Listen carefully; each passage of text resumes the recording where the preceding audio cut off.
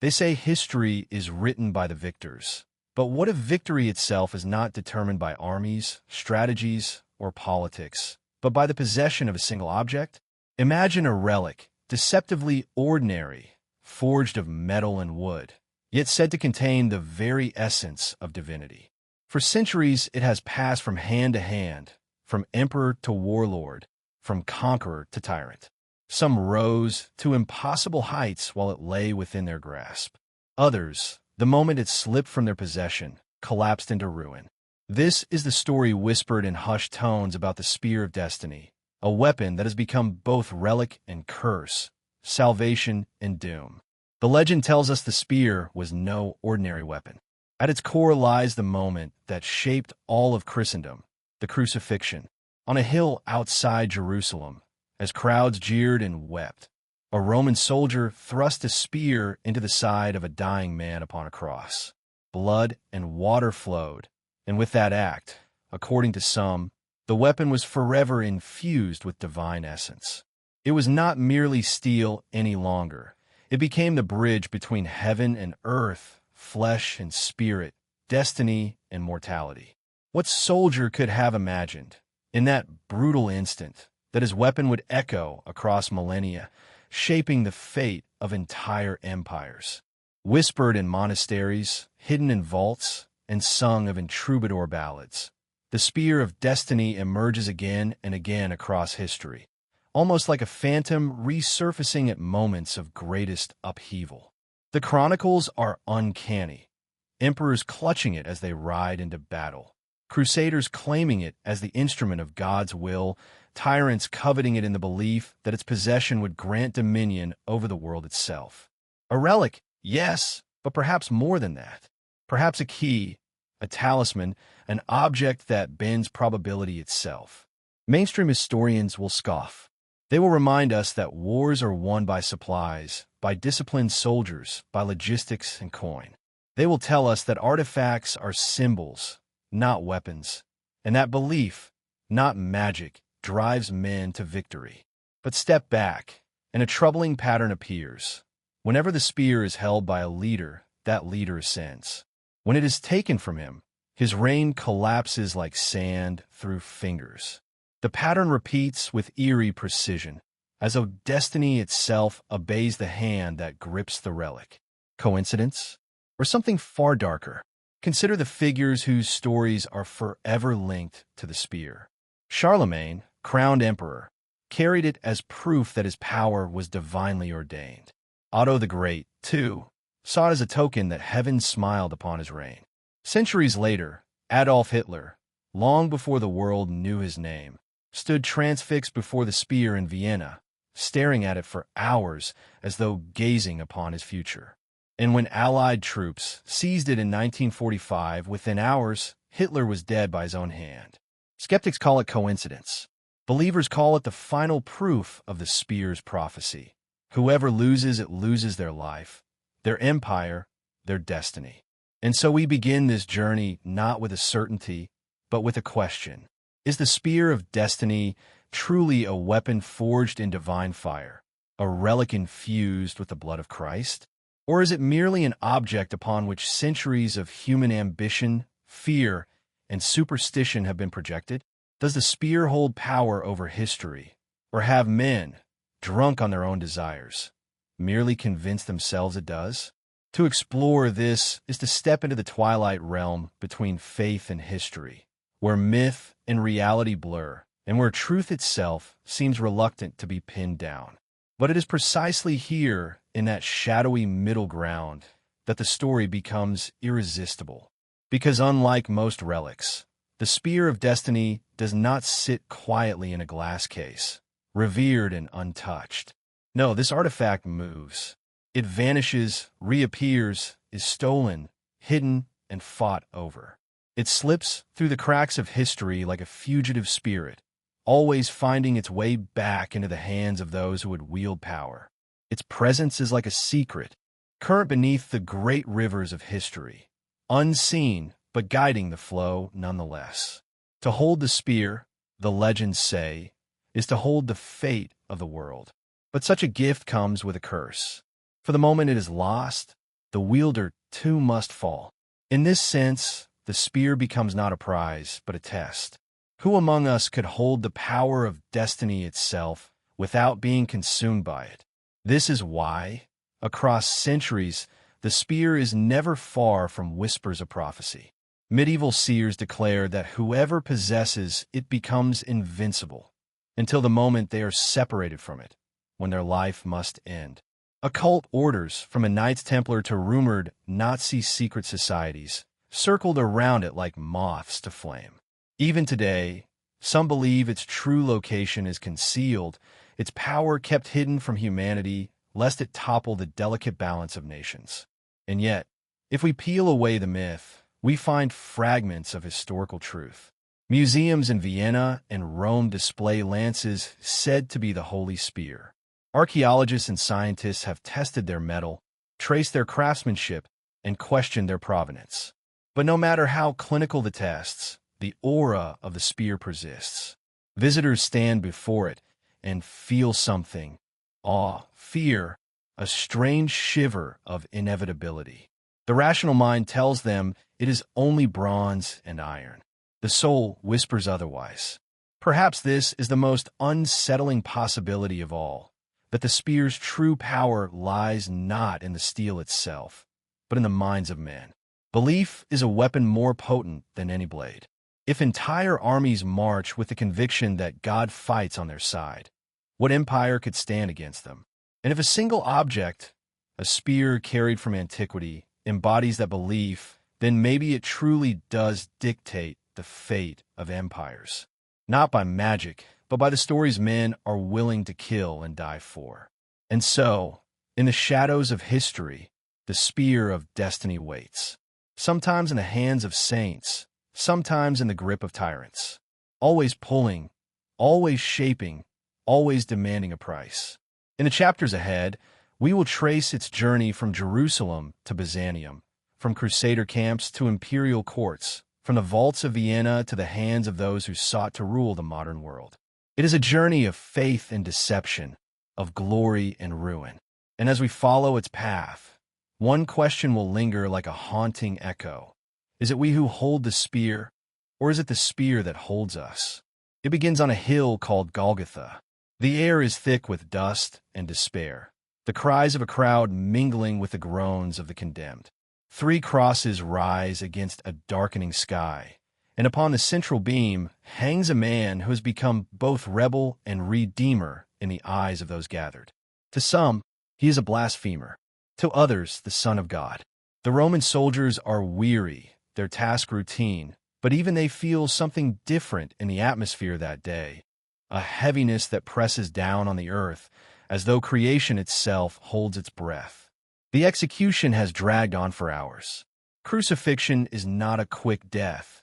It is meant to be a spectacle of suffering, a warning etched into flesh for all who would defy Rome. The soldiers know this well, but the man in the center has drawn an unusual intensity. His followers cry out, his enemies mock him, and yet his silence cuts deeper than any shout. Blood and sweat mingle, dripping onto the parched ground. And then comes the moment, the act that forever marks one soldier and the weapon in his hand, as part of a story that will outlive empires. One of the legionaries steps forward. He is known in later tradition as Longinus, though the Gospels do not name him. He carries his spear, not a grand weapon of legend yet, but simply the standard Roman pilum, efficient and unremarkable. The condemned man's life seems already spent, but protocol demands certainty. Rome tolerates no doubt when it comes to executions. With a swift motion, the soldier thrusts the spear into the man's side.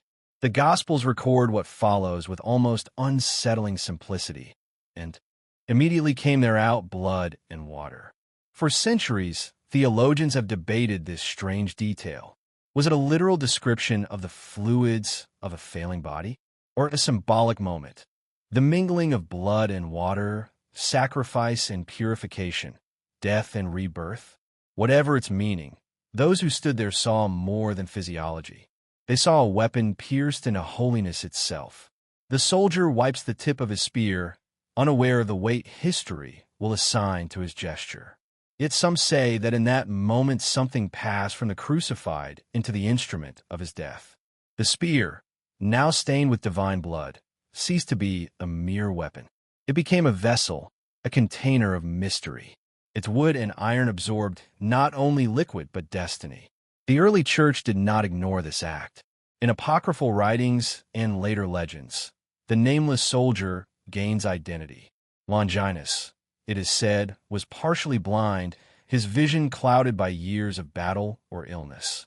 But when the blood of Christ splashed upon him, his sight was restored. The killer became the healed. The instrument of cruelty became the symbol of grace. This tale spread among early believers, transforming what might have been dismissed as a brutal detail into a cornerstone of legend. In that paradox lies the spear's haunting allure. It is both an implement of violence and an object of redemption. It is the weapon that ended the suffering of the Messiah, and yet it is also the relic that carries traces of his divinity. No wonder it would later be guarded like treasure, fought over like a kingdom, and revered as a conduit of divine power. If the cross was the stage upon which redemption was displayed, the spear was the final act, the closing stroke of a cosmic drama. As the crowd dispersed from Golgotha, no one could have guessed that this soldier's thrust would echo across centuries. To the Romans, it was duty fulfilled. To the Jewish priests, it was confirmation of victory over a troublesome prophet. But to the disciples and to the generations that followed, it was something altogether different, the weapon that had touched God made flesh.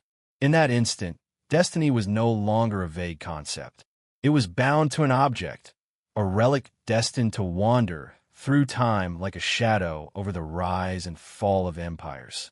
The spear, according to early tradition, did not vanish immediately into obscurity. Some say it was kept in Jerusalem, venerated by the growing Christian community as proof of Christ's passion. Others claim it traveled quickly, passed into the hands of Roman officials who recognized that even pagan empires had much to gain from harnessing the aura of such an object. Already, it had begun its journey, slipping from the dust of Judea toward the vaults of emperors. But before that long journey unfolds, we must linger on the crucifixion itself. For here is the seed of all that follows. Without that thrust, without that mingling of blood and water, there would be no legend, no spear of destiny. The world might remember the cross, but the spear would be just another forgotten weapon. Instead, it became forever entangled with the most pivotal moment in the Christian story. Theologians across centuries have meditated on this piercing. St. John Chrysostom saw in it the opening of the church itself, born from the side of Christ as Eve from the side of Adam. Medieval mystics spoke of it as a key that unlocked heaven, allowing grace to pour into the world. Even modern scholars cannot resist its symbolism. The notion that the spear divides not only flesh, but time itself, marking the boundary between the old covenant and the new. What began as an act of brutality became, in the telling, a gesture heavy with cosmic meaning. And therein lies the first transformation of the spear, from tool to relic, from weapon to prophecy. The soldier Longinus may have gone home that day never knowing what he carried. But the world would come to believe that the destiny of nations, kings, and conquerors had been bound to his spear. From this single thrust flows 1,000 years of legend. Crusaders would march under its shadow, emperors would clasp it to prove their divine right, and tyrants would covet it to bend history itself. The blood of one crucified man turned a soldier's weapon into the most sought-after relic in all of Christendom. And so, as dusk settled over Golgotha, the spear's journey had only just begun. The soldier who pierced Christ's side is barely a shadow in the gospel texts, unnamed, mentioned only in passing. Yet in the centuries that followed, that shadow began to take form. The early church, perhaps uncomfortable leaving such a pivotal figure in obscurity, gave him a name, Longinus. With that name came stories, and with the stories came transformation. The man who once stood as executioner would, in time, be remembered as saint, martyr, and the unwilling guardian of the most dangerous relic on earth. Legend tells us that Longinus was not just any soldier. He was weary from years of service, afflicted by failing eyesight. His vision blurred, his world dimming. He stood beneath the cross performing his grim duty. When he thrust his spear into the side of the crucified Jesus, blood and water flowed not only onto the ground but upon his face. And it was then, so the story goes, that his blindness was healed. Where once he had lived in shadows, now he saw clearly, both with his eyes and perhaps with his soul. It is an image heavy with symbolism. The blind soldier who could not see truth is suddenly given sight by the very blood of the man he helped kill. The act of violence becomes an act of revelation. The spear, once a weapon of cruelty, becomes the instrument through which sight and salvation are granted. This paradox would cling to Longinus's story forever. He is both executioner and witness, sinner and saint. In later Christian tradition, Longinus is said to have laid down his arms after this event, abandoning his role in the Roman army. He was baptized, embraced the faith, and traveled eastward, spreading the gospel until his martyrdom at the hands of those who still served the empire he once defended. Some versions say he was executed for his new faith, a fitting irony that the man who pierced Christ would himself be pierced by Rome's wrath. Others insist he carried the spear with him, guarding it until his death, leaving behind the relic that would forever bear his name. Whether true or not, these tales reflect something profound. The early church needed to wrestle with the meaning of that spear thrust. Was it cruelty, mercy, or destiny? By transforming the soldier into a figure of faith, the church could sanctify the act itself. Longinus became proof that even the darkest moments can give rise to grace. His story soothed the unease of believers. How could such a sacred relic, born of violence, be anything other than holy? The answer lay in Longinus himself. He was redeemed, and so too was the spear. But redemption is only one side of the tale. Alongside the saintly legends grew darker whispers. Some traditions claim that Longinus was cursed by the very act of piercing Christ. To wound the Son of God, even in fulfillment of prophecy, was to take upon oneself a burden that could never fully be lifted. The spear, after all, carried divine power. Could any mortal truly wield such an object without consequence? Some accounts hint at torment, visions that haunted Longinus, as though his restored sight allowed him to see not only the world around him, but also the weight of eternity pressing upon his shoulders. It is in this duality, sight and blindness, blessing and curse, that the figure of Longinus becomes more than a man. He becomes the first guardian of the spear of destiny. Whether by choice or by fate, his life and the relic are forever entwined. Even centuries later, in medieval churches, statues of Longinus stood with spear in hand, blind eyes miraculously opened, a reminder that the weapon was never simply iron, but a key to mysteries that could change the course of history. What fascinates is how quickly this transformation took root. By the 4th century, when Christianity was legalized in the Roman Empire, the cult of Longinus was already flourishing. Relics attributed to him were spread across the Christian world: bones, garments, and, of course, claims to fragments of his spear. Pilgrims flocked to them, convinced that the saintly soldier's relics could heal the sick, restore sight to the blind, and protect cities from danger. The spear itself, now tied to Longinus's legend, was no longer merely a relic of Christ's suffering, but a conduit of miraculous power. And yet, woven into the hagiographies, one cannot help but sense an unease. Was Longinus a saint because he believed, or because he had no choice? Did the blood heal his eyes, or curse him to see too much? Did the spear elevate him, or did it mark him forever as a man who could never escape the shadow of that hill in Jerusalem? These are the questions that echo in the darker corners of his legend, questions that suggest the spear is not merely an object to be venerated, but a riddle to be feared. For centuries, monks and mystics whispered that the spear's true power was not its iron tip, but the destiny it carried. By striking Christ, it had pierced eternity itself. Whoever held it afterward would inherit not just a relic, but the dangerous burden of fate. Longinus was the first to bear that burden, the first to discover that possession of the spear brings both vision and judgment. Those who followed, emperors, crusaders, tyrants, would discover the same truth in far more catastrophic ways. Thus, the tale of Longinus serves as the prologue to the spear's journey through history. It is here we see the paradox established. The weapon of death becomes the symbol of power. The soldier of Rome becomes the saint of Christ. The curse of blindness becomes the gift of sight.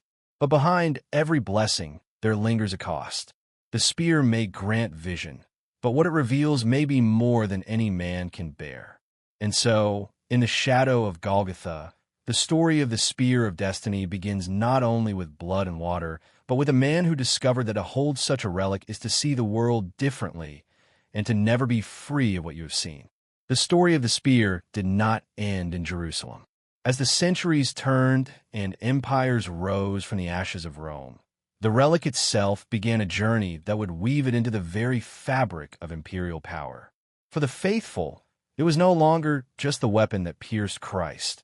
It had become the holy lance, a token of divine favor that could legitimize kings, shield empires, and turn the tide of war. Nowhere did this belief find a grander stage than in the glittering courts of Byzantium, the Eastern Roman Empire that saw itself as the rightful heir to both Rome and heaven's blessing. In the first centuries after the crucifixion, fragments of Christ's passion began to circulate through the Christian world. Pieces of the true cross, the crown of thorns, the nails that bound him, all claimed, guarded, and venerated. But the spear was different. It carried a unique weight. It had been not only present at the crucifixion, but the very instrument of the final wound. By the 4th century, references emerged to its presence in Jerusalem, where pilgrims spoke of seeing a sacred lance venerated by the faithful. Whether this was the spear of Longinus or one of many relics later to appear remains uncertain. But one thing is clear: the lance's reputation as an instrument of power was already spreading. With the rise of Constantine and the shift of imperial power to Byzantium, the fate of the spear followed the same course. In the newly consecrated capital of Constantinople, the emperors sought relics not only to inspire devotion, but to serve as divine endorsements of their rule. Possessing a holy object was not merely piety, it was politics. And few objects could claim as much awe as the spear that had pierced the Son of God. Tradition holds that the lance, or at least a fragment of it, was transferred to Constantinople by the 5th century, placed within the imperial palace, and eventually enshrined in the grand cathedral of Hagia Sophia. There, amid the golden mosaics and the echoing hymns, the spear became more than a relic. It became a talisman of empire.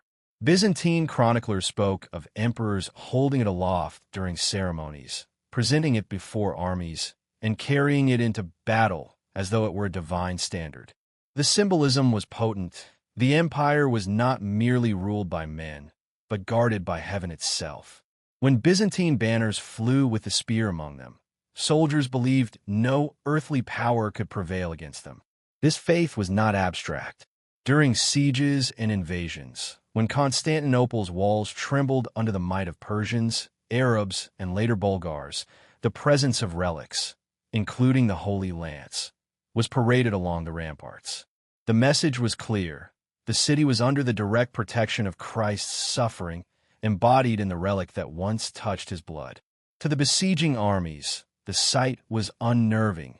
To the defenders, it was electrifying. Faith could stiffen resolve where steel faltered. But Byzantium's relationship with the spear was not without shadows. Questions of authenticity dogged the relic from the beginning. Was this truly the lance of Longinus, or one of many that would appear across Christendom? Some claimed the Byzantines held only the iron tip, the shaft long since lost to time. Others whispered that the true spear had never left Jerusalem at all. And yet, in a world where relics drew power from belief as much as from authenticity, such doubts mattered little. The emperors knew that as long as the faithful believed the spear lay within Constantinople, its aura would shield both throne and city. The lance thus became part of a grander narrative, Byzantium as the new Rome, chosen by God to carry forward the legacy of the Christian world. To stand in Hagia Sophia, where the lance was venerated, was to stand in the beating heart of an empire that believed itself eternal. For centuries, the presence of the spear seemed to affirm this belief. Constantinople stood unconquered, its walls repelling armies that by all rights should have overwhelmed them. Yet even within the empire, there were darker interpretations. Some theologians warned that the spear was a double-edged gift. Just as it had healed Longinus's blindness, it could also serve as a reminder of betrayal and violence.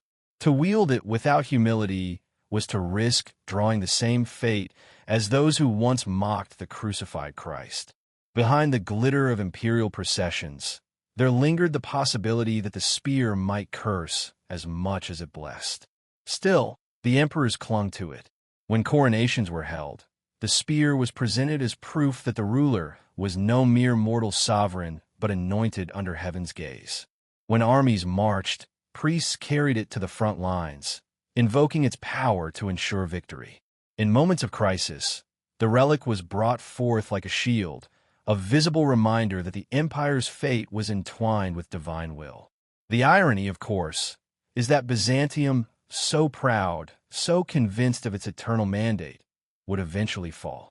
In 1204, during the Fourth Crusade, Constantinople itself was sacked not by infidels, but by fellow Christians. The city's relics, including the Holy Lance, were plundered and scattered across Europe. Fragments of the spear ended up in Western hands, some to France, others to Rome, still others to vanish into the labyrinth of history. The lance that once symbolized Byzantium's protection now symbolized its vulnerability, a reminder that no empire, however sacred it may seem, is truly invincible. And yet, even in loss, the legend grew. For the very act of scattering the relic gave rise to new claims, new stories, and new centers of veneration. The spear that once anchored the Eastern Empire would soon play a role in the coronations of Western emperors, the campaigns of crusaders, and the ambitions of dynasties that believed destiny itself flowed through its iron tip. Thus, Byzantium's chapter in the spear journey is one of both glory and foreshadowing. In the shimmering halls of Constantinople, it was exalted as shield and crown, a relic that bound heaven and empire. But in its eventual dispersal, it revealed a darker truth. The spear of destiny does not belong to any one throne. It is a wanderer, a restless force that moves from empire to empire, testing those who dare to claim it. And so, as Byzantium fades into memory, the spear passes westward, ready to entwine itself with the blood-soaked fervor of the Crusades. When the Roman Empire rose to dominance, absorbing relics, cults, and traditions from every corner of its expanding borders, it was inevitable that an object as enigmatic as the Spear of Destiny would find its way into their mythic framework. The Romans were pragmatic conquerors, but they were also deeply superstitious. They believed omens could foretell victory or doom, and that sacred objects could alter the very fortune of legions. In this environment, the spear, now whispered to be the weapon that pierced Christ, took on new, imperial significance. The transition from a simple iron spearhead of a soldier to a relic revered by emperors was not a sudden transformation, but a gradual layering of myth upon myth. By the time Christianity began to take hold within the empire, the story of the soldier Longinus who thrust the spear into Christ had begun to circulate widely. To Roman Christians, this act, violent as it was, paradoxically became sacred. The spear, though born in an act of cruelty, had become a bridge, the instrument by which prophecy was fulfilled and blood mixed with water flowed from Christ's side, confirming his divinity. For early believers, this relic represented both tragedy and transcendence. Emperors, ever eager to harness symbols for legitimacy, saw potential in the spear. Constantine the Great, the ruler who fused imperial might with Christian destiny, was rumored to have sought out holy relics to affirm his divine right to rule. While we cannot say with certainty whether Constantine himself ever held the spear, later chroniclers connected him to it. The narrative suited his role as the Christian emperor who conquered under the sign of the cross. The spear thus became enmeshed with imperial propaganda, a weapon not of brute force alone, but of destiny itself. Roman writers and church fathers began to weave the spear into theological reflection. If the empire was to be the earthly guardian of Christendom, then what better symbol of that sacred mission than the very weapon that had touched the Savior's body? Thus, stories circulated that the spear was guarded in imperial treasuries, sometimes displayed during processions, sometimes hidden away from the unworthy eye. Its presence added a layer of divine weight to the empire's campaigns, suggesting that as long as the spear was within reach of Rome, its rulers were destined to triumph. But with this sacred relic came danger. Whispers persisted that the spear was double-edged in its blessing, that while it could secure victory, it could also foretell catastrophe if mishandled or lost. Chroniclers noted that emperors who possessed it rose to great heights, but those who ignored or disrespected it fell swiftly. Some believed that Rome's eventual decline was tied, at least symbolically, to the loss of reverence for the spear. When the empire fractured and the capital shifted eastward to Constantinople, the Relic's story fractured too. Did it remain in Rome? Was it taken east? Did it pass through secret hands?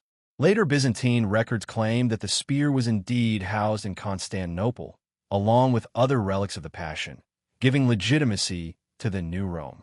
If true, this would mean the spear traveled with the empire as it reinvented itself, always tied to the fortunes of emperors. Each ruler who claimed it as their talisman inherited not just a weapon, but the burden of prophecy, the belief that their reign was inextricably linked to divine fate. In Roman imagination, objects like the spear were more than symbols. They were instruments of power, channels through which the divine will manifested in the temporal world. A general might inspire loyalty, but a general marching under the protection of the spear of destiny seemed untouchable. For the common soldier, weary and far from home, the idea that their emperor carried a relic tied directly to Christ himself must have been profoundly reassuring. And yet, beneath this surface reverence, a darker current persisted. Some whispered that by wielding the spear, Rome was playing dangerously with sacred forces. The act of piercing Christ was an act of desecration, and so perhaps the relic carried a curse as well as a blessing. Perhaps the very weight of empire, the grandeur, the ambition, the endless expansion, was doomed to collapse under the burden of a relic that embodied both salvation and sin. Thus, as the Roman world shifted from pagan rituals to Christian dominion, the spear's legend deepened. It became both an imperial trophy and a spiritual paradox. In its sharp iron point was the power to anoint an empire with divine legitimacy, but also to remind rulers of the fragile line between divine favor and hubris. By the time Rome itself fell to barbarian invaders, the question lingered: where was the spear? Did it slip into the hands of the conquerors, vanish into private treasuries, or remain hidden in the sacred vaults of Constantinople? That uncertainty only amplified its mythic aura. And with Rome's collapse, the stage was set for the spear to pass into the hands of new powers who would claim, just as the emperors once did, that their dominion was ordained by destiny. The empire had not only guarded a weapon, it had safeguarded a story that would outlast Rome itself and find new champions in the centuries to come. When the Western Roman Empire crumbled under the weight of invasions and internal decay, its twin in the east, Byzantium, rose as the torchbearer of imperial authority. Constantinople, the new Rome, was not just a fortress of stone and sea, but a sanctuary for relics. It claimed to guard the holiest treasures of Christianity, the true cross, the crown of thorns, the seamless robe of Christ, and, according to many accounts, the spear itself. For the Byzantines, relics were not ornaments of piety alone, they were instruments of power. Emperors displayed them in processions, carried them into battle, and placed them at the heart of ceremonies that fused divine will with imperial legitimacy. In this sacred arsenal, the spear, said to have pierced the body of Christ, was perhaps the most potent. Chroniclers describe how it was housed within the imperial palace or later in the church of Hagia Sophia, guarded with the utmost reverence. Its presence made Constantinople more than a capital. It was a holy fortress, a city chosen by God to protect his relics until the end of time. Accounts suggest that the spear was occasionally brought forth during dire threats to the empire. When enemies pressed at the walls, patriarchs and emperors paraded relics along the ramparts, invoking divine protection over the city. The spear, sharp and ancient, embodied both faith and defiance. To hold it aloft was to declare that Christ himself still guarded Constantinople. But the Byzantines also understood its dangerous duality. The relic could inspire awe, but could also curse those who mishandled it. Tales circulated that emperors who disrespected the sacred spear or tried to use it for personal ambition often met untimely ends. The relic demanded humility from those who wielded it. Yet, ambition and humility rarely lived comfortably in the hearts of emperors. One of the most persistent traditions links the spear to Emperor Justinian.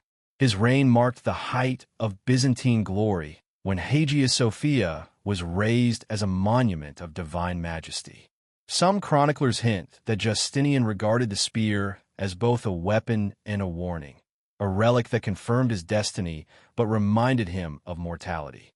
Others suggest that the spear was invoked during his campaigns to reconquer lost Western territories, a symbol that the empire fought not only with legions, but with heaven's mandate. Byzantine theology amplified the relic's aura. To them, Christ's blood was not symbolic but real, a cosmic force that sanctified objects it touched. The spearhead, having pierced the divine body, was imbued with unearthly essence. Owning it was like holding a shard of eternity, a dangerous blessing to guard, and an irresistible prize for enemies. As centuries passed, Constantinople endured siege after siege, and the spear's legend grew darker. Crusaders, Arab armies, Persians, and Bulgars all pressed against the city, yet somehow it held. Devotees believed that as long as the spear remained within its walls, Constantinople could not fall. The relic was no mere artifact, it was a bulwark.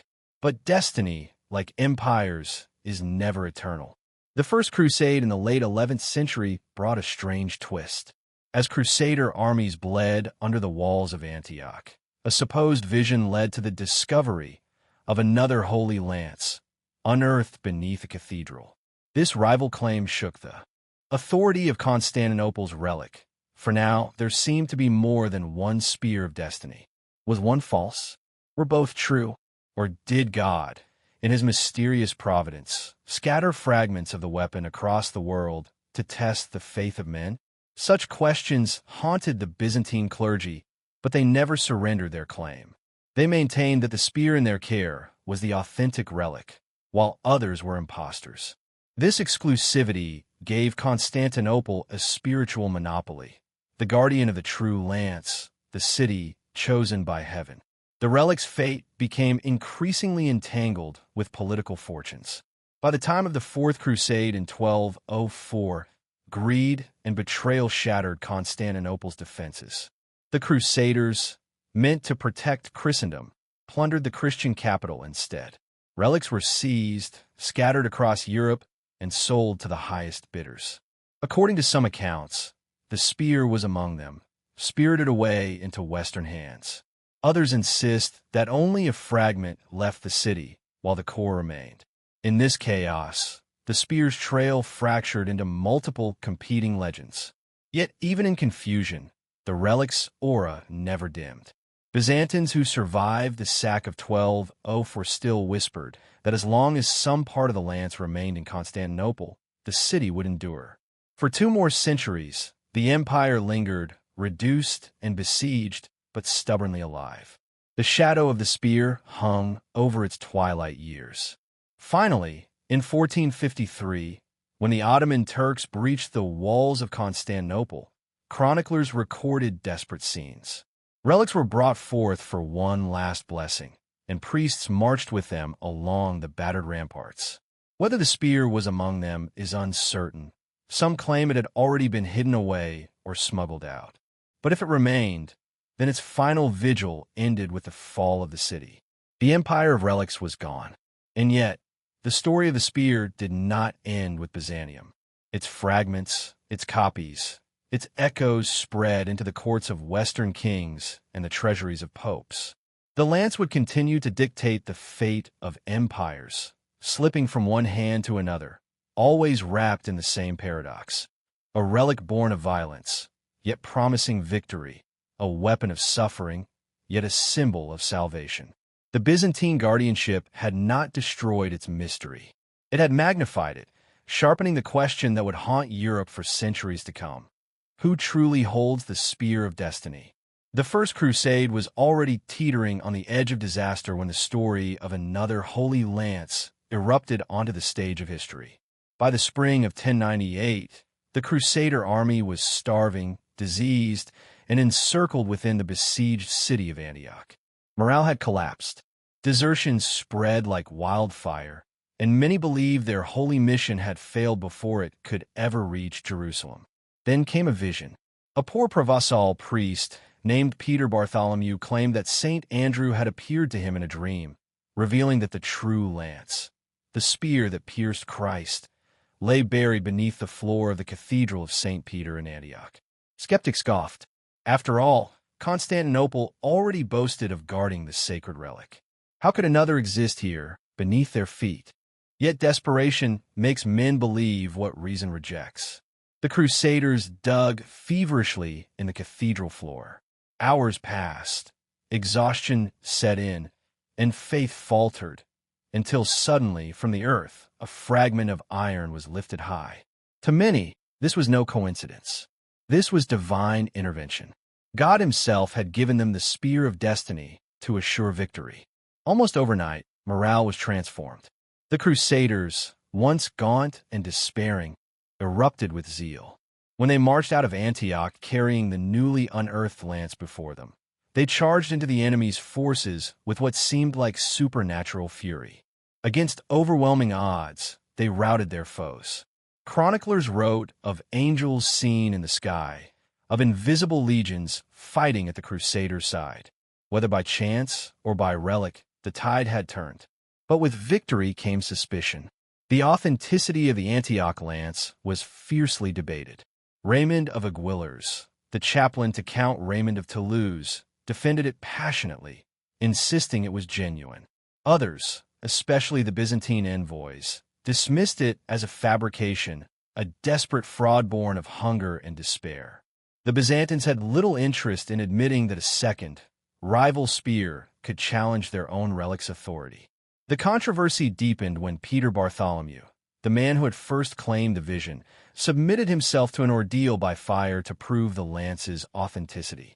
In front of astonished crowds, he attempted to walk through flames, claiming God would shield him if the relic was real. He stumbled, badly burned, and died days later. For many, this was proof of deception, yet others saw it as martyrdom, the tragic price of bearing the truth. Regardless of debates, the Antioch spear carried enormous symbolic weight. The Crusaders who marched on to Jerusalem did so under the belief that God's hand guided them. The image of the Holy Lance leading their charge burned itself into legend, and for centuries afterward, some knights and pilgrims swore that the relic unearthed at Antioch was indeed the true spear of destiny. Here we find one of the strangest paradoxes of relic history: the coexistence of multiple true spears. The Byzantines claimed theirs was authentic. Antioch produced its own. Later, Rome would guard another. Each relic inspired devotion. Each reshaped the destiny of empires. Was it possible that God allowed more than one? Or were these competing relics signs of human ambition and credulity, each fashioned to wield power over the faithful? For the Crusaders, the question mattered less than the effect. Belief itself became the weapon. The Antioch lance transformed defeat into triumph and despair into ferocity. Whether or not it pierced the side of Christ, it pierced the hearts of men with conviction. And in war, conviction is as lethal as steel. As the Crusades continued, fragments and rival lances multiplied.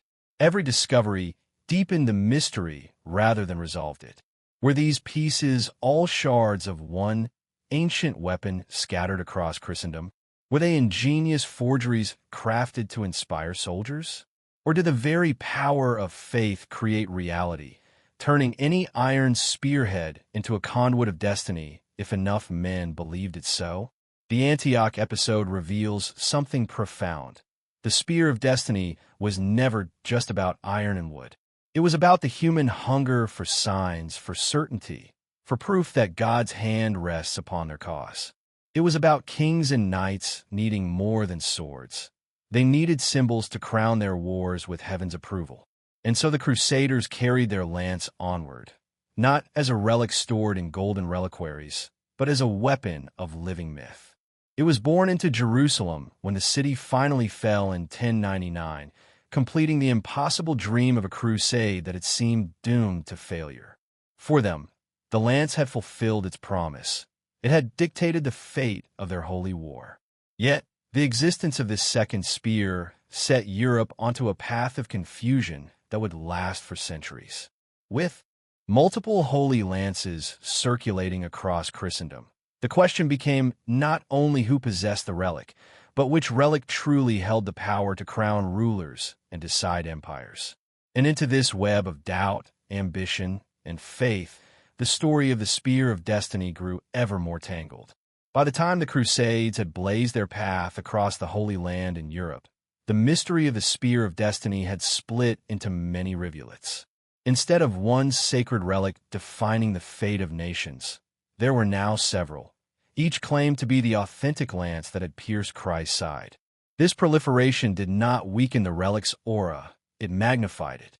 For in every court, in every cathedral, a rival spear became a weapon of legitimacy, a token that kings, popes, and generals sought to bind heaven to their earthly ambitions. The first and most enduring claimant remained the Byzantine lance, guarded in Constantinople. Chroniclers insisted it was the original, housed alongside other Passion relics. For the Orthodox Church, this relic was not merely history but destiny. As long as Constantinople held it, the city would endure. Yet, the First Crusade's discovery of another lance at Antioch had already seeded doubt. If two holy lances could exist, why not three or more? Indeed, more appeared. In Jerusalem itself, fragments of a supposed holy lance surfaced, some said to be brought by crusaders, others uncovered during pilgrimages.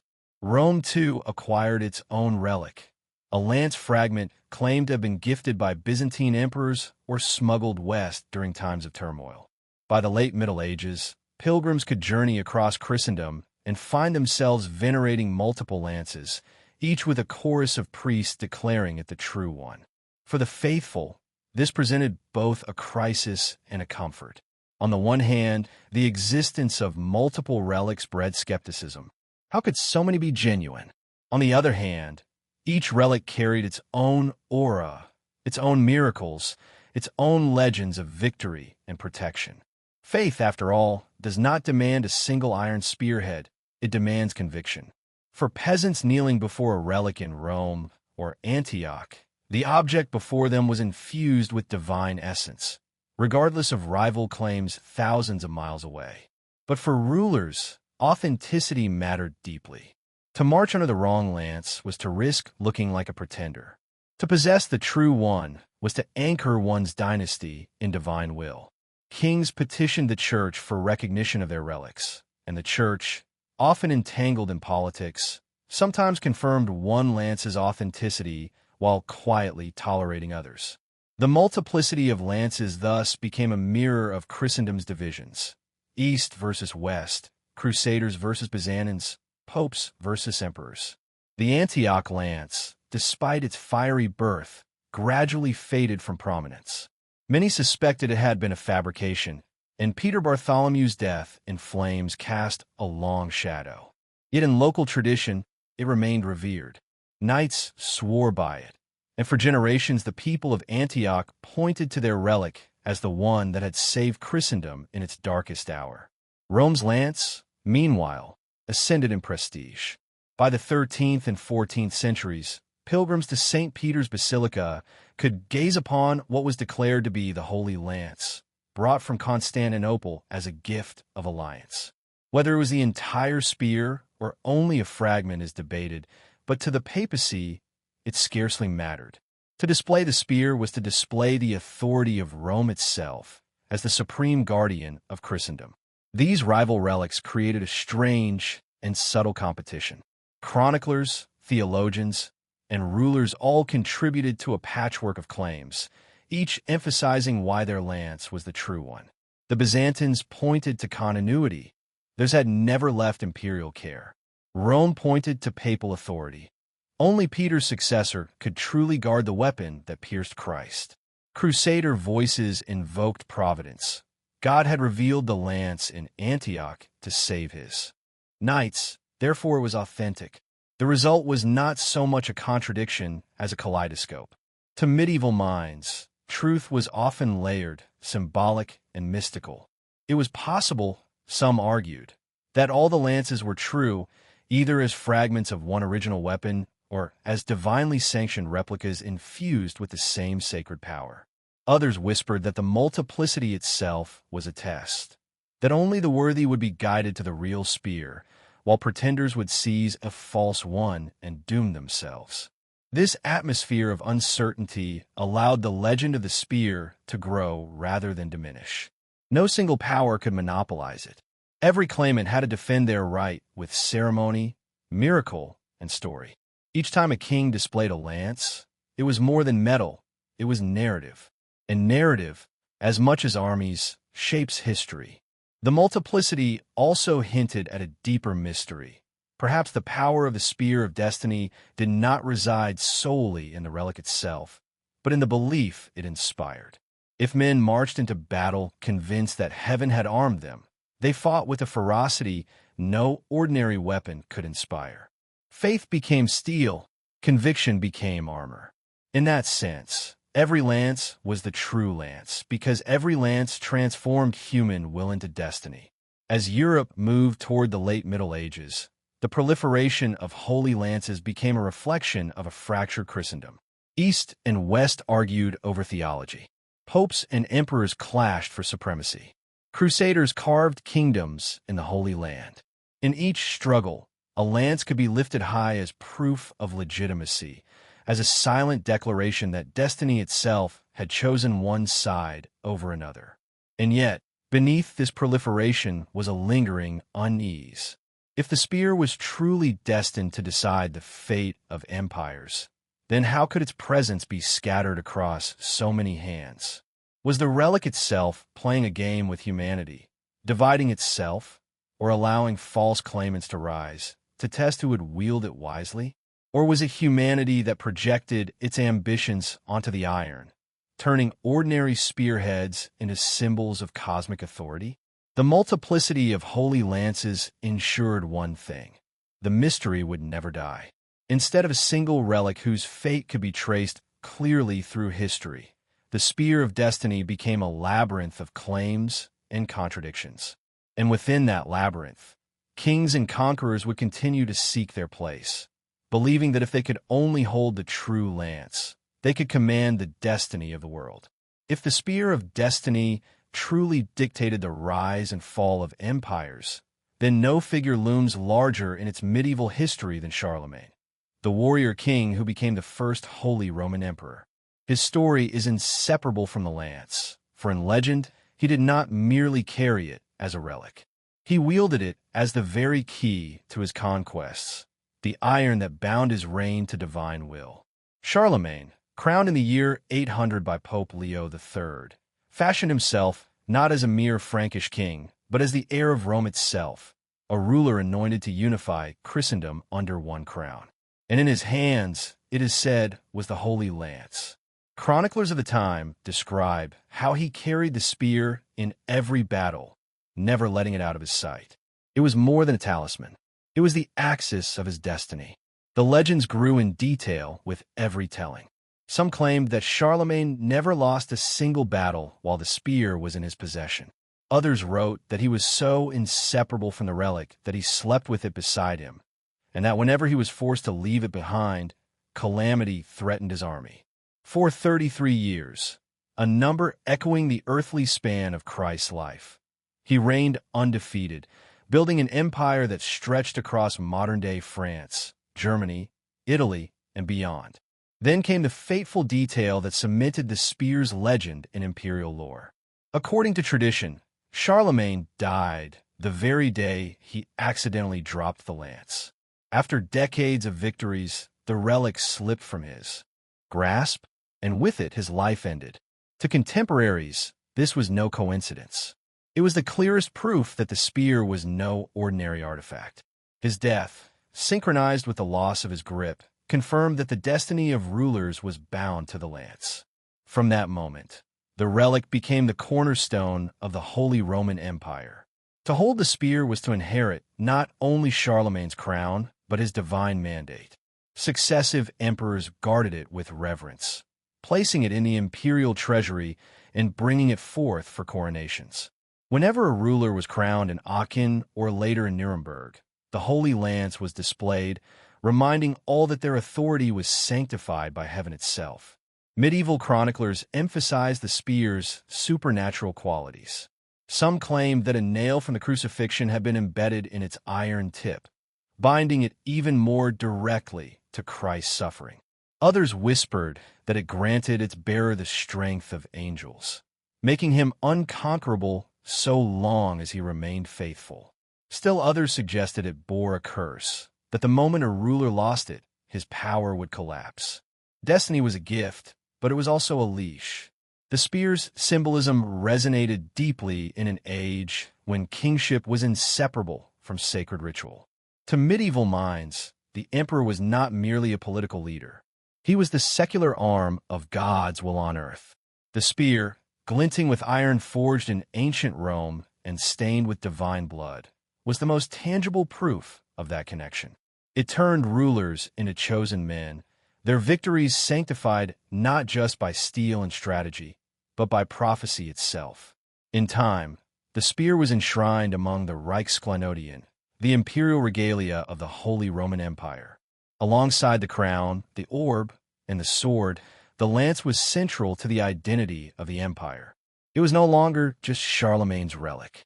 It was the empire's relic, the symbol that bound centuries of rulers together in one unbroken chain of destiny. But even as it was celebrated, unease lingered. The story of Charlemagne's death haunted later emperors. They knew that to possess the spear was to grasp both glory and danger. It elevated them above ordinary kings, but it also bound their fate to forces they could neither control nor fully understand. Some rulers became obsessed with keeping it close, traveling with it, praying before it, as though separation would spell ruin. Others tried to distance themselves, fearing the relic's ominous weight, only to find themselves dragged back into its orbit. The legend of Charlemagne and the spear set a precedent that would ripple through history. The idea that empires rise and fall not through mere human endeavor, but through relics that carry divine destiny. The Holy Roman emperors embraced this narrative, and by doing so, they tied their fortunes to a relic that could not be denied, could not be ignored. From Charlemagne's time onward, the Holy Lance was no longer just an object. It was the axis of history itself. When emperors held it aloft, they believed they were not merely wielding a weapon of iron. They were wielding the destiny of Christendom. And as future centuries would prove, that belief, whether grounded in truth or in myth, had the power to shape the world. By the High Middle Ages, the spear of destiny was no longer merely the personal talisman of emperors. It had become part of a sacred collection, a treasury of objects said to embody the very soul of the Holy Roman Empire. These objects were called the Reichskleinodien, the imperial regalia. And at the heart of this mystical ensemble, gleaming among crowns, swords, and orbs, lay the Holy Lance. The Reichskleinodien were not just ceremonial ornaments. They were the tangible proof of divine kingship. To medieval eyes, They were more than symbols. They were conduits of power, each one bound to sacred mysteries of Christendom. The crown, encrusted with gemstones, symbolized authority from heaven. The orb, topped with a cross, declared that the world itself was under Christ's dominion. The sword represented the emperor's duty to protect the church with steel and blood. But the spear, the lance of Longinus, was something more primal. It was believed to carry the very wound of Christ, the blood of redemption embedded in iron. As the centuries passed, the lance was treated with reverence bordering on superstition. It was housed in secure treasuries, brought out only for coronations or solemn processions. Chroniclers describe how emperors and princes approached it with awe, bowing before it as though standing before the presence of God himself. To touch it, some believed, was to brush against destiny. The symbolism grew with each generation. The empire was vast and unstable, a patchwork of territories bound more by myth than by political cohesion. The regalia became the glue that held it all together. When an emperor was crowned, it was not enough for nobles to pledge loyalty. The ritual had to be sanctified by the relics, the visible proof that the new ruler was chosen, not merely by men, but by divine providence. Without the lance, a coronation felt incomplete, even illegitimate. By the 13th century, the regalia had been moved to Nuremberg, where they would remain for centuries. In that city, the relics were guarded with almost fanatical devotion. Once a year, during Holy Week, the citizens were allowed to view them in a ritual called the Haltumsweisung, the showing of the holy relics. Pilgrims flocked from across Europe to catch even a glimpse of the spear, convinced that to lay eyes upon it was to receive a blessing of protection and fortune. The ritual had a dual purpose. For the faithful, it was a religious experience. For the rulers of the empire, it was a political performance. Displaying the spear reminded all who came that imperial authority was not just temporal, but sacred. The emperor did not simply wield armies. He wielded destiny itself. The lance was proof that God's will flowed through the veins of the empire, binding heaven and earth in steel. But behind this sacred aura, doubts and whispers persisted. Was this truly the lance of Longinus? Scholars debated, priests hesitated, and rival kingdoms claimed they had their own true lances. Some said fragments of the holy nail embedded in its tip were a later addition, meant to increase its credibility. Others suspected it was a relic of uncertain origin, retroactively tied to Charlemagne and Christ. Yet even these doubts only fueled the relic's mystique. For in the Middle Ages, mystery was power. Ambiguity allowed the spear to embody myth as much as history. The emperors leaned into this ambiguity. They understood that relics did not need to be authentic in the modern sense. They needed to inspire belief. And inspire they did. Legends whispered that whoever possessed the lance could not be defeated in battle. Kings guarded it jealously, moving it with their courts, sometimes sending trusted knights to retrieve it in times of crisis. Each time it changed hands, stories followed, of miraculous victories, of enemies vanquished, of empires preserved. The lance's mystique even crept into theology. Some theologians suggested that just as the wound in Christ's side symbolized the birth of the church, the spear symbolized the birth of the empire. It was not just a weapon of suffering, but an instrument of divine creation. In their view, the empire itself was born when the spear pierced flesh, sanctified by blood. Yet for all its glory, the lance carried an ominous weight. Emperors knew the tale of Charlemagne's death all too well. They feared that to drop the lance, to lose it, was to invite catastrophe. The relic's dual nature, blessing and curse, haunted every ruler who dared to touch it. It was said to grant invincibility, but only so long as it was kept safe. Neglect or loss would bring ruin. By the late Middle Ages, the spear's reputation extended beyond Christendom. Foreign rulers whispered of it. Travelers carried tales across Europe and Asia, and secretive orders of knights and mystics began to weave it into their own esoteric traditions. The lance was no longer just a relic of the empire. It had become a symbol of hidden power coveted by those who sought to bend history itself. And so, the spear of destiny remained enthroned among the Reichskleinodian, a silent witness to centuries of coronations, wars, and rituals. Its iron never rusted, its legend never dimmed. In an age when relics were the currency of both faith and politics, the lance was priceless. But history was not finished with it. For though it was enshrined as the axis of empire, the world around it was changing. New dynasties would rise, new wars would test its reputation, and eventually, the lance would fall into the hands of rulers whose ambitions would shake the very foundations of Europe. As the Middle Ages gave way to the dawn of modern Europe, the spear of destiny passed into the hands of one of history's most powerful dynasties, the Habsburgs. This family, whose rule spanned centuries and whose influence stretched from the heart of Europe to the farthest reaches of the New World, became inextricably linked to the lance and its legacy. To the Habsburgs, the spear was not merely an heirloom. It was a symbol of their divine mandate to govern half the world. The Habsburg rise began in the late 13th century, but it was under the reign of Rudolf I and his successors that they secured a permanent claim to the throne of the Holy Roman Empire. When they assumed guardianship of the Reichskleinodian, the spear came with it, enshrining their authority in both political and mystical terms. To rule with the crown alone was impressive.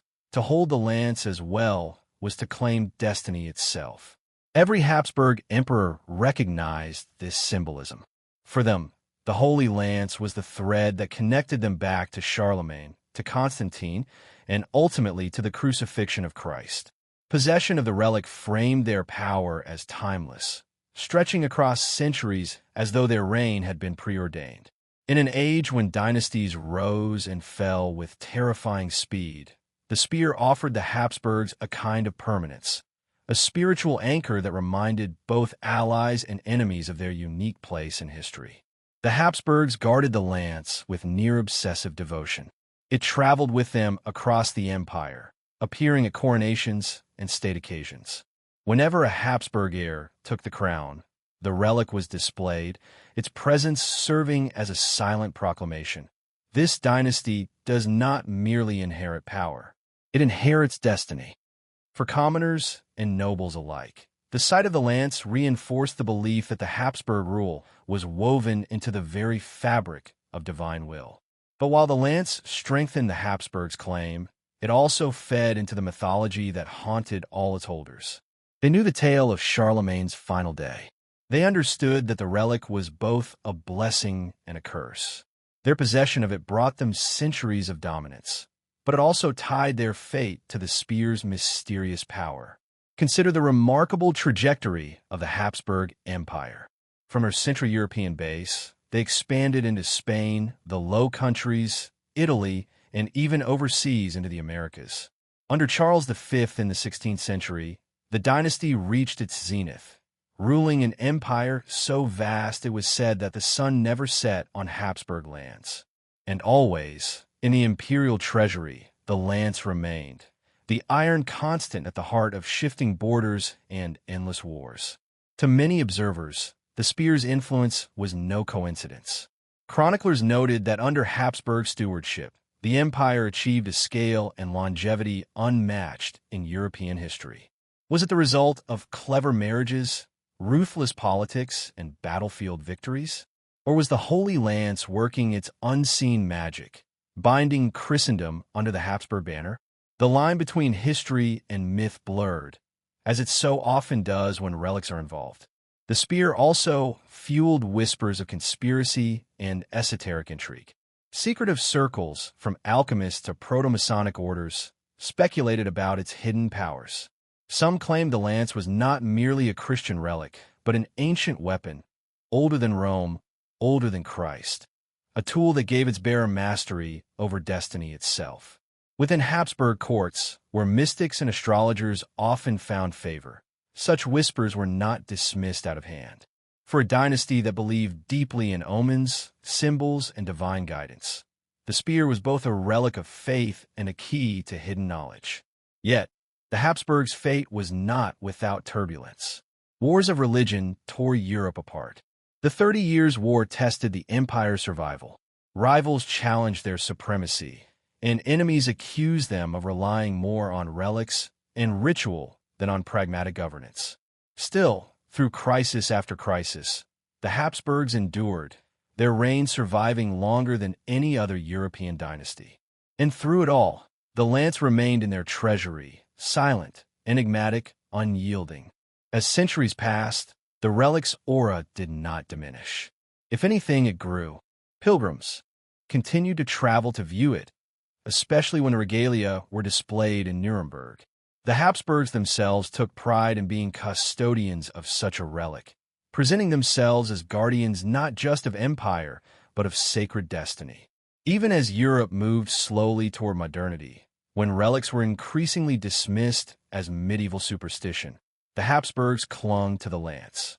For them, it was not a relic of the past, but a promise for the future. In hindsight, their obsession with the spear takes on a haunting quality. The Habsburgs lasted for centuries, but when their empire finally collapsed in the early 20th century, it seemed to echo the old prophecy, that to lose the spear was to lose power. When Austria's monarchy fell at the end of the First World War, the regalia, including the spear, passed into uncertain hands. And as destiny would have it, the world was about to enter one of its darkest chapters, in which the spear would once again emerge at the center of ambition, myth, and catastrophe. By the dawn of the 19th century, Europe had entered an age of revolution. Thrones toppled, monarchies crumbled, and the ancient order seemed destined to vanish. Yet through this chaos, the spear of destiny, silent, unchanged, glinting with its iron point, remained a constant, waiting to ensnare yet another conqueror in its legend. This time, its aura drew the attention of a man who sought to dominate all of Europe, Napoleon Bonaparte. Napoleon rose not as a king, but as a general, a man of humble Corsican origins who claimed his place in history by sheer will, ambition, and brilliance on the battlefield. To some, he seemed like a man outside the order of destiny, a breaker of chains who reshaped the world by his own hand. Yet even Napoleon, who scoffed at tradition and mocked superstition, could not ignore the whispers that reached his ears, that in Vienna, the Holy Roman Empire's treasury contained the Spear of Destiny, the same relic that had guided Charlemagne, Constantine, and centuries of Habsburg emperors. By 1805, Napoleon had already crowned himself Emperor of the French in a theatrical rejection of papal authority. But when his armies swept into Vienna, the city that had once been the Habsburgs' heart, he sought out not just fortresses and treaties, but treasures. Among the spoils of his conquest were the imperial regalia, the Reichskleinodien, locked away in the Hofburg Palace.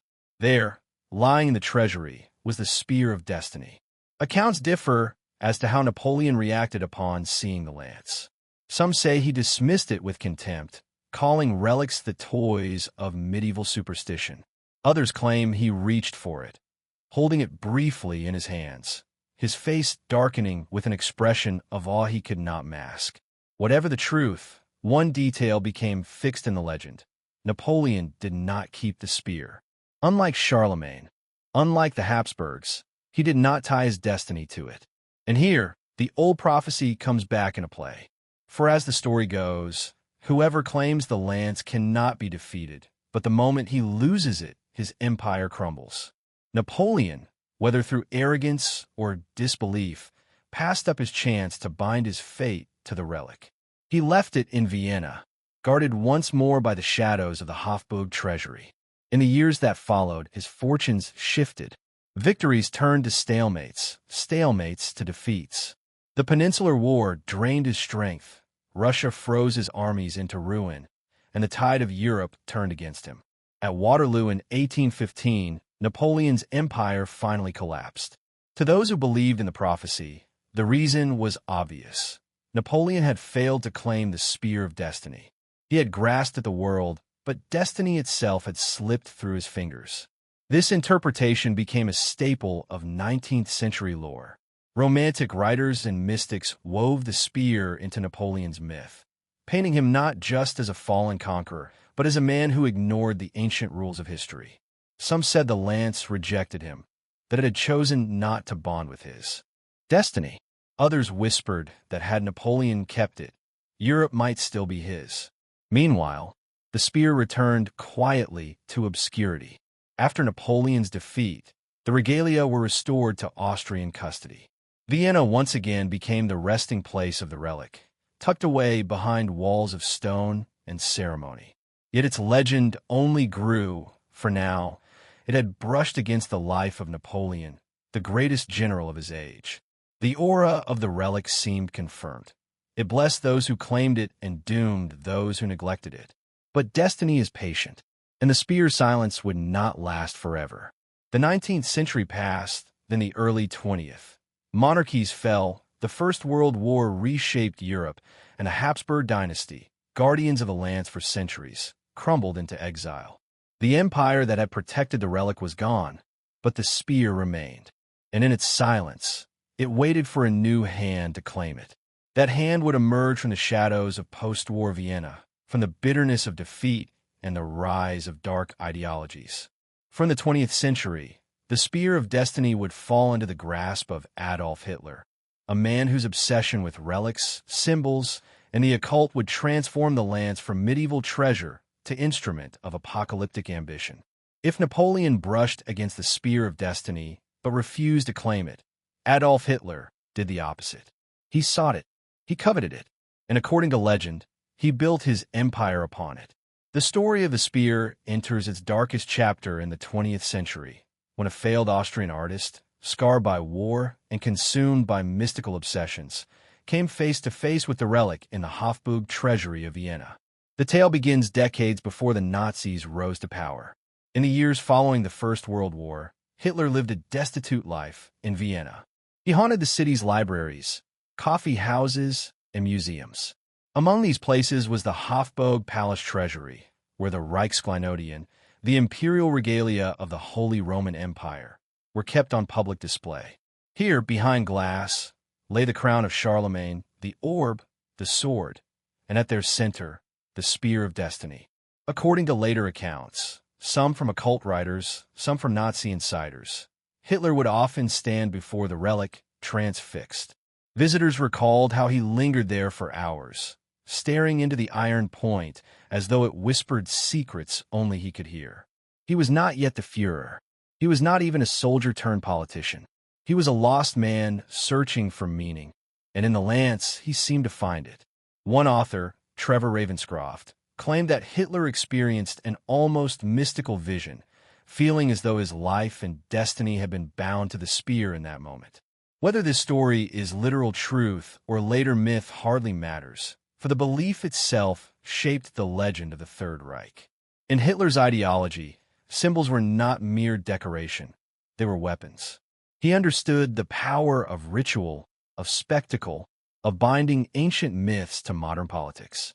The spear, with its centuries-old prophecy of victory and downfall, became a potent emblem for a man who believed himself chosen to reshape the world.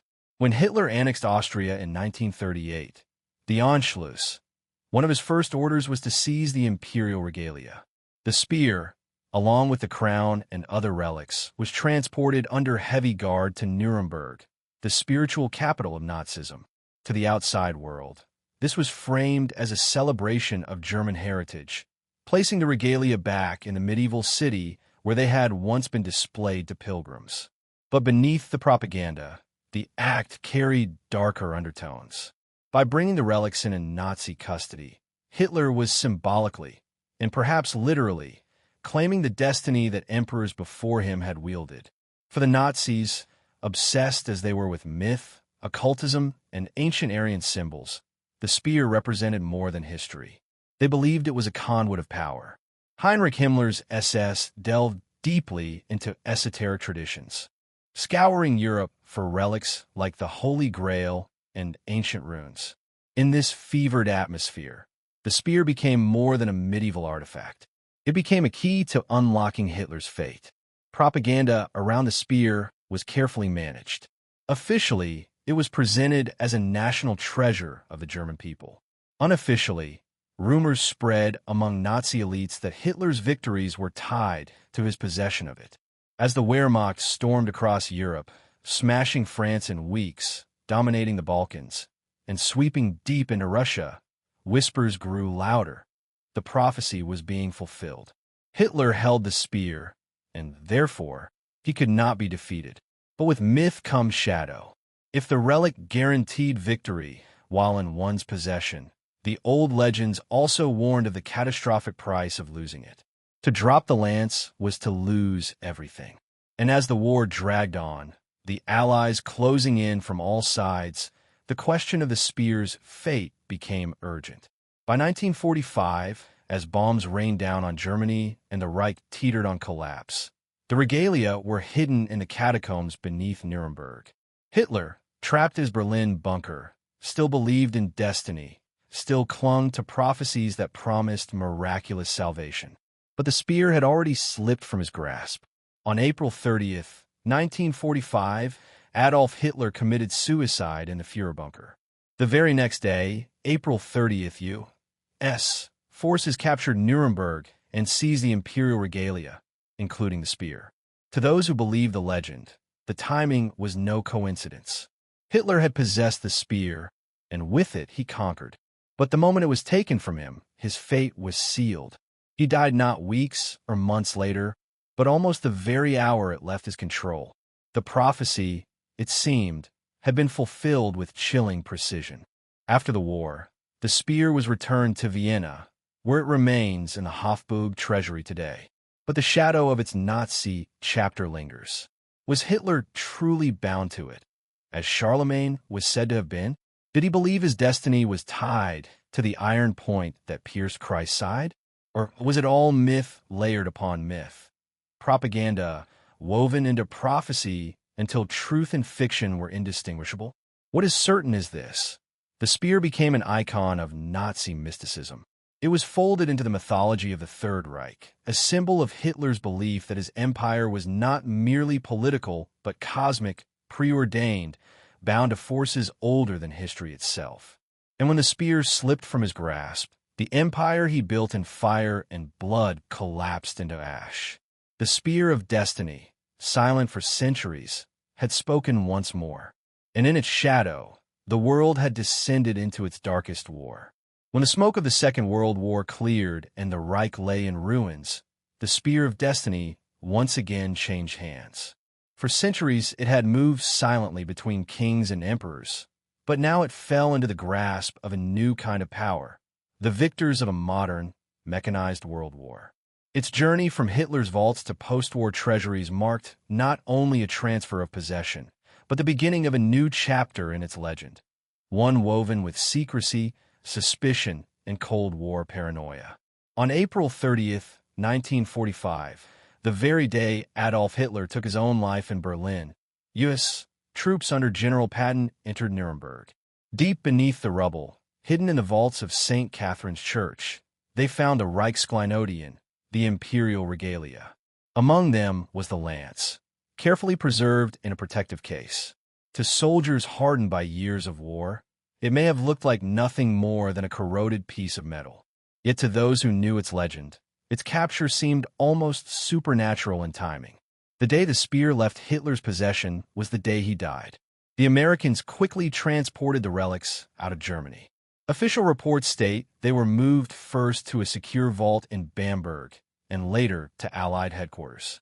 For months, the regalia remained under U.S. custody, guarded with a secrecy that only fueled speculation. Why would a simple medieval relic merit such attention from the world's most powerful army? Why did Patton himself reportedly show unusual interest in it, even while managing the occupation of a shattered Germany? Some claim the U.S. studied the spear, testing it with metallurgical analysis, examining its age, and probing its supposed mystical properties. Others suggested it was sent across the Atlantic, hidden in Fort Knox, or stored in secret government archives alongside other wartime curiosities. The official version, of course, is more mundane, that in 1946, the regalia were quietly returned to Vienna, where they remain in the Hofburg treasury to this day. But the gap between what was officially reported and what may have happened in those crucial months gave birth to a web of conspiracies. Cold War paranoia only deepened these suspicions. With the rise of the Soviet Union as a rival superpower, whispers circulated that Moscow had sought its own mystical relics to rival the West.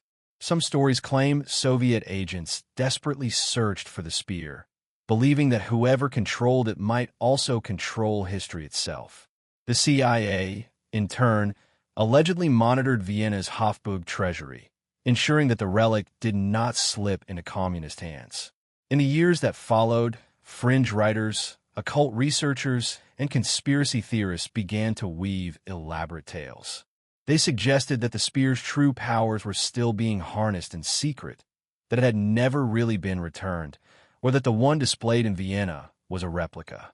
Others speculated that the U.S. military-industrial complex had hidden it away, studying not only its metallurgy, but its supposed link to fate and consciousness, hoping to weaponize myth itself during the nuclear age. The Cold War was fertile ground for such stories. In a world where governments built doomsday weapons, plotted coups, and experimented with psychological warfare, why wouldn't they also seek control of a relic said to dictate the rise and fall of empires? To many, it seemed less like fantasy and more like a hidden chapter of geopolitics. Meanwhile, the spear's presence in Vienna was carefully curated for the public. Visitors to the Hofburg treasury could once again gaze upon it, now displayed in a pristine glass case under museum lights. But behind the display, suspicion lingered. Was this truly the same spear that Hitler had claimed? Or had the original been quietly removed, replaced with a harmless substitute? Eyewitnesses noted subtle differences in its appearance compared to earlier photographs. Officials dismissed such claims as imagination, but for those who believed in the prophecy, doubt was unavoidable. By the 1960s and 1970s, the spear had become a fixture in esoteric literature. Writers like Trevor Ravenscroft argued that it was no mere relic of history, but the key to understanding both Hitler's rise and his fall. Ravenscroft went further, suggesting that the relic remained dangerous, a magnet for power-hungry men who would stop at nothing to possess it. His book, The Spear of Destiny, catapulted the lance back into popular consciousness, ensuring that it was no longer just a museum piece, but an object of fascination for occultists, conspiracy theorists, and seekers of forbidden knowledge. Even into the late 20th century, rumors persisted. Some claimed U.S. presidents had been shown the relic in secret briefings. Others whispered that the Vatican had made overtures to reclaim it, fearing its misuse. A few even suggested that during moments of geopolitical crisis, the Cuban Missile Crisis, the assassination of JFK, the fall of the Berlin Wall, the spear's hidden influence was still at work, unseen but ever present. And so, the spear's legend did not die with Hitler. Instead, it adapted to a new age of secrecy and suspicion. Once the talisman of emperors and conquerors, it became the rumored prize of intelligence agencies and superpowers. Its aura of destiny survived, not in coronation halls or battlefield standards, but in the clandestine world of Cold War intrigue. In the decades following the Cold War, the Spear of Destiny entered an era that was both public and profoundly mysterious. No longer the exclusive prize of emperors or conquerors, it became an object of fascination for historians, occultists, and conspiracy theorists alike. Yet despite being on display in the Hofburg treasury in Vienna, its aura of power and intrigue continued to captivate imaginations, blending myth, history, and speculation into a narrative that refuses to fade. One of the central questions that persists is deceptively simple. Which of the multiple lances claimed over the centuries is the true Spear of Destiny? Scholars note that fragments of lances exist in Rome, Antioch, and even Germany, each bearing some claim to authenticity. Yet, to the public and to believers in its legend, authenticity matters less than influence. The lance in Vienna may or may not have been wielded by Charlemagne or admired by Hitler, but symbolic weight is undeniable. In the realm of myth and esoteric fascination, perception often outweighs provenance. Occult and esoteric circles have revitalized the spear story in the modern era. Authors like Trevor Ravenscroft in the 1970s suggested that the spear's influence was metaphysical, capable of affecting not just armies, but the very flow of human history. Other writers expanded on this, linking it to ley lines, hidden codes in religious texts, or secret societies who believed that controlling the spear could tip the balance of global power.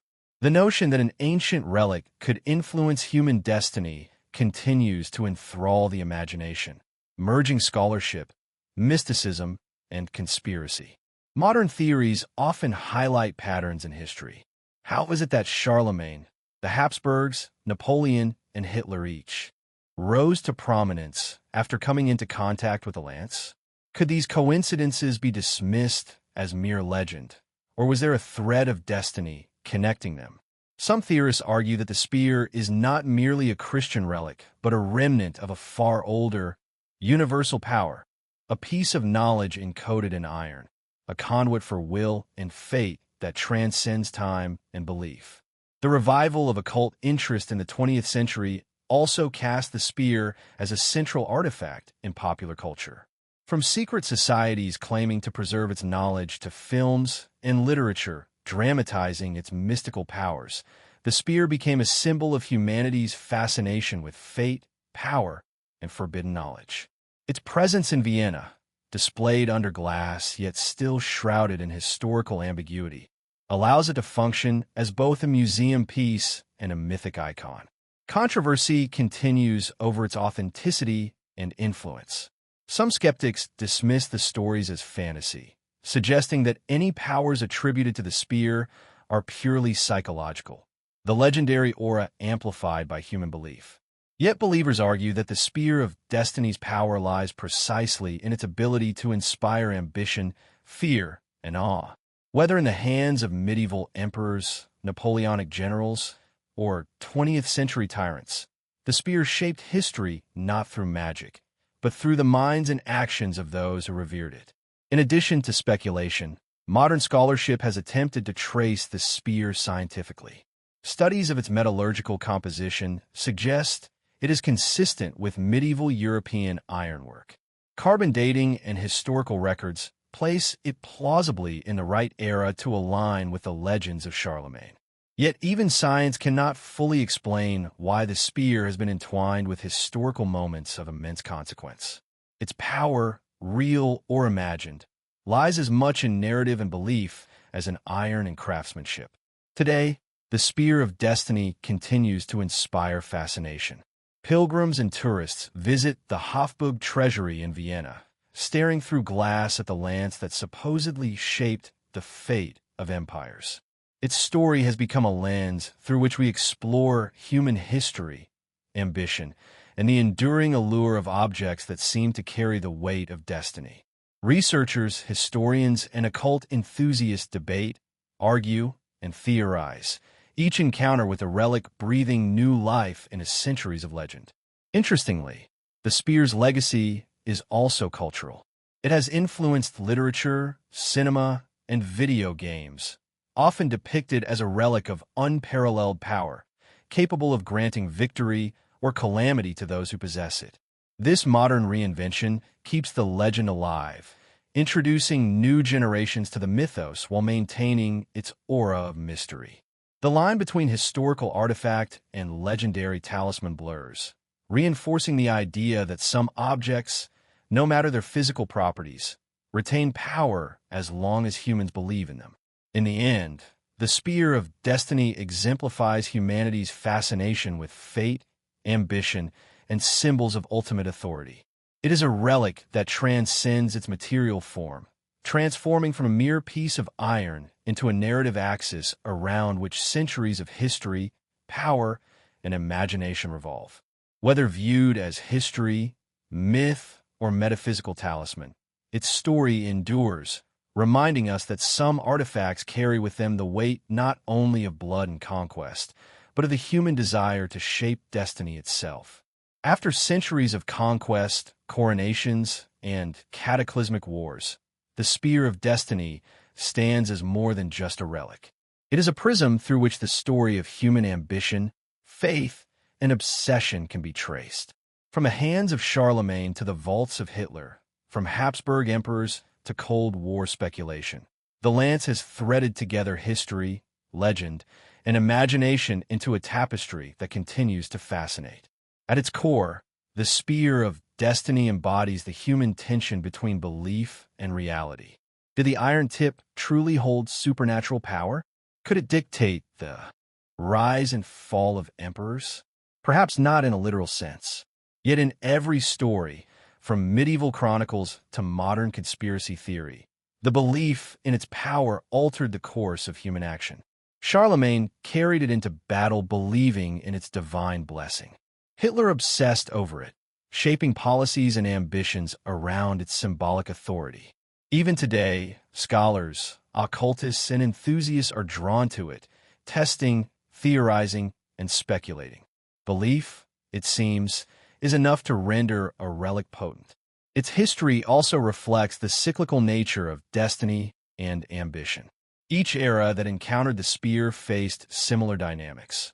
A ruler rises, attains unparalleled power, and then risks everything by losing touch with the forces symbolized by the relic. Charlemagne fell when he lost the spear. Napoleon's empire faltered when he ignored it. Hitler's death coincided with its capture. These narratives suggest a subtle, haunting pattern. Whether coincidence, myth-making, or something more metaphysical, the spear's legend has consistently marked the fate of those who encounter it. Modern reflection adds yet another layer. The spear of destiny has become a symbol of human desire for control over fate. In an age dominated by technology, politics, and scientific progress, the notion that a single object could influence the course of empires seems improbable, yet deeply compelling. It asks fundamental questions. Do objects inherit the weight of history? Do symbols shape the ambitions and fears of humanity? And do we, in our obsessions, create the destiny we believe is already written? The spear's enduring mystery also highlights humanity's attraction to secrecy. Every generation, from medieval pilgrims to Cold War spies, has been drawn to it. Its power is amplified by what we cannot know. The hidden vaults, the unverified accounts, the whispers of those who claim to see it influence the world in ways official records cannot explain. In a sense, the Spear of Destiny is as much about the stories we tell as it is about the iron it is forged from. Its legend thrives in ambiguity, feeding on curiosity and awe. Culturally, the lance continues to resonate. Writers, filmmakers, and game designers draw on its mythos, often portraying it as a relic capable of shaping history, granting invincibility, or serving as the ultimate prize for ambitious heroes and villains alike. These narratives reflect a universal human fascination with power and the idea that destiny can be held, measured, and wielded, even if only symbolically. The spear becomes a mirror, reflecting both our hopes for greatness and our fears of downfall. Finally, the Spear of Destiny serves as a meditation on the intersection of history, myth, and human psychology. It demonstrates how objects can transcend their material form to influence beliefs, actions, and outcomes. It also reminds us that history is not only written by facts, but by the symbols and narratives we elevate. The Lance's story challenges us to consider the unseen forces, faith, fear, and imagination, that drive human ambition. In this way, the Spear of Destiny remains alive, not merely as an artifact, but as a testament to the enduring human quest to shape and understand fate. And so, as it rests today in Vienna, encased in glass and watched by tourists, the spear silently continues its legacy. It is at once a relic, a legend, and a mirror of human desire. Its iron tip points not only to past empires, but toward the eternal questions that define civilization. What shapes destiny? Is power granted, seized, or believed into existence? And what force, tangible or mystical, connects the ambitions of men across centuries? For those who gaze upon it, whether scholar, believer, or casual observer. The spear of destiny embodies the enduring allure of the unknown. It is history in metal, prophecy in myth, and a reminder that some objects, though seemingly inert, continue to echo across time, shaping the stories we tell, the legends we cherish, and the destinies we dare to imagine. After nearly 2 millennia, the spear of destiny remains more than a relic of iron.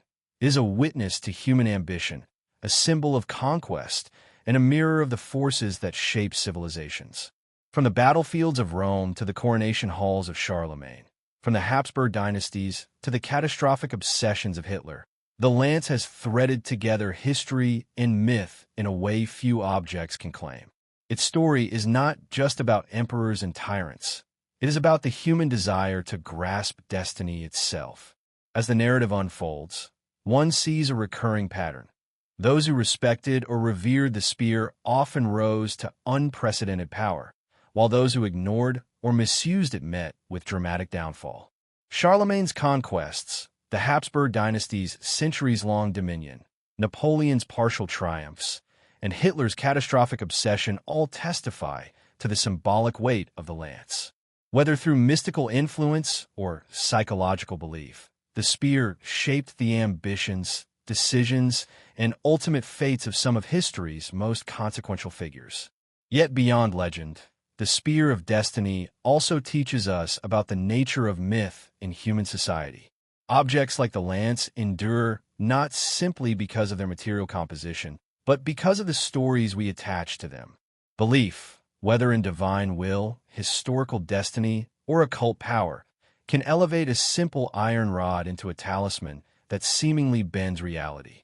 Each era that encountered the spear interpreted its significance in ways that reflected contemporary fears, ambitions, and ideals. In this sense, the lance is as much a mirror of humanity as it is a relic of the past. Modern encounters with the spear continue to blend history, mysticism, and imagination. In Vienna today, visitors marvel at its unassuming iron tip, perhaps unaware of the empires, wars, and conspiracies it has witnessed. Researchers study it, writers speculate, and storytellers keep its legend alive, merging factual history with the allure of myth. The spear's presence in museums ensures it remains tangible, yet its true influence lies in the intangible. The way it captures human curiosity, inspires imagination, and reminds us that destiny often feels as much like a story as it does a reality. The cinematic arc of the spear's journey, from ancient Rome to the modern era, is striking. It has survived invasions, revolutions, and world wars, outlasting the empires that once wielded it. The lance has been a talisman of power, a source of obsession, and a tool of psychological influence. Its legend is bound to both triumph and catastrophe, reflecting the duality of human ambition, the desire for greatness, and the inevitable shadow of consequence. Ultimately, the spear of destiny challenges us to consider the interplay of belief, action, and fate.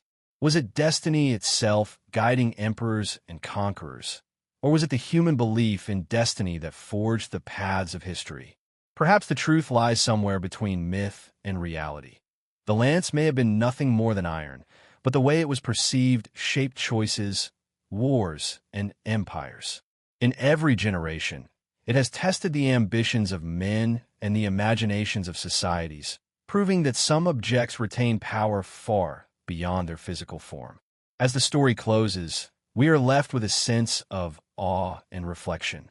The spear of destiny is not simply a relic of the past. It is a living legend. Its shadow stretches across time, reminding us that history is shaped not only by events but by the symbols and narratives we elevate. It is a relic that asks questions, not answers them. Who controls destiny? Can ambition outpace fate? And what force, whether mystical or psychological, allows one object to leave such an indelible mark on human history? In the end, the spear of destiny remains encased in glass, silent yet potent, tangible yet enigmatic. It embodies the eternal human fascination with power, prophecy, and the unseen forces that guide us. Whether one views it as a historical artifact, a mystical talisman, or a legend that has grown beyond its material origins, it continues to captivate, inspire, and haunt. The lance's story reminds us that some objects, through legend, myth, and human imagination, can transcend time, becoming symbols of the eternal dance between ambition and destiny. And so, the iron tip glints under the museum lights, a relic of empires, wars, and obsessions. It invites us to reflect, to imagine, and to ask the same question that has echoed for centuries. What power lies in the hands of those who dare to seize destiny, and what shadows follow when destiny slips beyond their grasp? The spear of destiny endures, a silent witness, a harbinger, a legend. Its story is ours to ponder, and its shadow will continue to stretch across history for as long as humanity dares to look into the mysteries of power, fate, and ambition.